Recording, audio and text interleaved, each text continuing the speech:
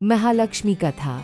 नमस्कार भक्तों, आज हम सुनने जा रहे हैं महालक्ष्मी माता की पवित्र कथा जो धन, सुख और समृद्धि का वरदान देती है। यह कथा सुनने मात्र से जीवन में सौभाग्य, शांति और संपन्नता आती है। कथा आरंभ है। बहुत समय पहले की बात है। एक नगर में एक अत्यंत निर्धन ब्राह्मण रहता था। उसका परिवार अत्यंत कष्टों में जीवन बिता रहा था। घर में अन्न का एक दाना तक नहीं होता था। ब्राह्मण ईश्वर का उपासक था, लेकिन गरीबी से परेशान होकर एक दिन उसने भगवान विष्णु की आराधना प्रारंभ की। वह कई दिनों तक भूखा रहकर भगवान विष्णु का जाप करता रहा। उसकी भक्ति से प्रसन्न होकर स्वयं भगवान विष्णु उसके समक्ष प्रकट हुए और बोले, वत्स, तुम क्या चाहते हो? ब्राह्मण ने विनम्रता पूर्वक कहा, हे प्रभु, मेरे घर में दरिद्रता का निवास है। कृपया मुझे ऐसा वरदान दें जिससे मेरे घर में सुख समृद्धि आ जाए। भगवान विष्णु मुस्कुराए और बोले, वत्स, मेरे बिना लक्ष्मी अधूरी है। जाओ, माता लक्ष्मी की पूजा करो, वह प्रसन्न होंगी तो तुम्हारा जीवन बदल जाएगा। लक्ष्मी माता का प्रकट होना।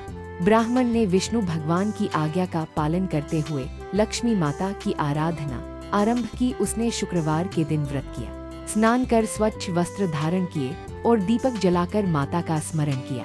रात्रि में जब वह ध्यान कर रहा था, तब एक तेजस्विनी देवी उसके सामने प्रकट हुई। वह थी महालक्ष्मी माता। उनके रूप की आभा इतनी अद्भुत थी कि सारा कक्ष प्रकाश से भर गया।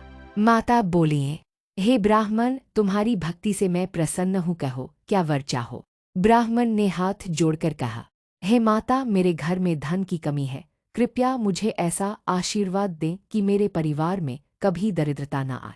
महालक्ष्मी माता ने कहा, वत्स, जो कोई शुक्रवार के दिन मेरी पूजा करेगा, स्वच्छता रखेगा, गरीबों को दान करेगा और श्रद्धा से मेरी कथा सुनेगा, उसके घर में कभी धन की कमी नहीं होगी।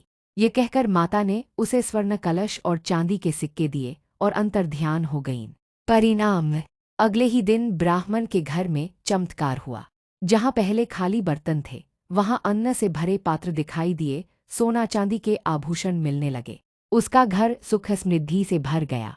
उसने माता के वरदान के अनुसार हर शुक्रवार को लक्ष्मी पूजन प्रारंभ किया और गांव के अन्य लोग भी ऐसा करने लगे। धीरे धीरे पूरा नगर समृद्ध हो गया। संदेश, जो भी भक्त श्रद्धा से महालक्ष्मी माता की कथा सुनता है, शुक्रवार को व्रत रखता है, घर में स्वच्छता बनाए रखता है और जरूरतमंदों की मदद करता है, उसके घर में माता लक्ष्मी का स्थायी निवास होता है। समापन। इस प्रकार महालक्ष्मी कथा सुनने से जीवन में धन, ऐश्वर्य और शांति का आगमन होता है। महालक्ष्मी माता की जय। जय माँ लक्ष्मी।